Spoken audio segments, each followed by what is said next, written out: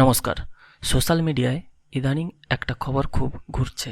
চীন নাকি gold trading পুরোপুরি নিষিদ্ধ করে দিয়েছে। কিন্তু আসল সত্যটা কি? আপনারা কি জানেন যে এই খবরটি পুরোপুরি ভুল? আজ আমরা পরিষ্কারভাবে জানব চীনে আসলে কি ঘটেছে এবং সাধারণ বিনিয়োগকারীদের ওপর এর প্রভাব কি। আসলে চীনের প্রধান ব্যাংকগুলি যেমন ICBC, postal savings bank of China, Ping An bank তাদের গ্রাহকদের জানিয়েছে যে তারা 24শে জুলাই 2026-এর পর থেকে রিটেল প্রিভিয়াস মেটাল ট্রেডিং পরিষেবা বন্ধ করে দেবে। এই খবরের শিরোনামগুলিকেই ভুলভালভাবে উপস্থাপন করে ছড়ানো হচ্ছে যে চীন গোল্ড ট্রেডিং বন্ধ করে দিয়েছে।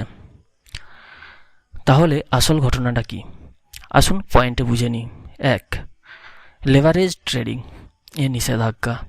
চীন সরকার কেবল সাধারণ মানুষের জন্য গোল্ড বা সিলভারের উপর লেভারেজ বা পেপার ট্রেডিং, যেখানে ঝুঁকি অনেক বেশি থাকে, বন্ধ করেছে। 2. ঝুঁকি ব্যবস্থাপনা। স্বর্ণের দামের ব্যাপক অস্থিরতা ও ঝুঁকি থেকে সাধারণ বিনিয়োগকারীদের বাঁচাতে ব্যাংকগুলি এই সিদ্ধান্ত নিয়েছে, যাতে কেউ ঋণ নিয়ে বা মার্জিন দিয়ে আন্দাজে বাজি না ধরতে পারে। 3. ফিজিক্যাল গোল্ডে কোনো বাধা নেই। সবচেয়ে গুরুত্বপূর্ণ বিষয় হলো সোনা কিনতে চাইলে তাতে কোনো বাধা নেই, যেমন বার, কয়েন বা গয়না কেনাবেচার কোনো নিষেধাজ্ঞা নেই। চীন সরকার মনে করে সাধারণ মানুষকে জটিল ও ঝুঁকিপূর্ণ ফিনান্সিয়াল পণ্য থেকে দূরে রাখা উচিত। 2020 সালের ক্রুড অয়েল ট্রেজার ঘটনার পর থেকে তারা এই ধরনের উচ্চ ঝুঁকিপূর্ণ ট্রেডিং প্ল্যাটফর্মের উপর কড়াকড়ি শুরু করেছিল। এটা কোনো সরকারি ব্যান নয়, বরং ব্যাংকিং সিস্টেমের একটি রিফাইনমেন্ট বা ঝুঁকি কমানোর কৌশল।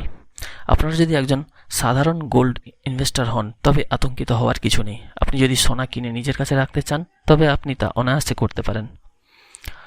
এসজি আগের মতোই চলবে, যেখানে বড় বড় ইনস্টিটিউশনাল বা বড় বিনিয়োগকারীরা ট্রেড করবেন। সংক্ষেপে বলতে গেলে চীন গোল্ড মার্কেট বন্ধ করেনি, বরং গোল্ড মার্কেটের ঝুঁকি কমানোর চেষ্টা করেছে। এমন ভুল খবরে কান দেবেন না, তথ্য যাচাই করে সিদ্ধান্ত নিন। আজকের ভিডিওটি ভালো লাগলে বন্ধুদের সাথে শেয়ার করুন, যাতে তারাও বিভ্রান্ত না হয়। ধন্যবাদ।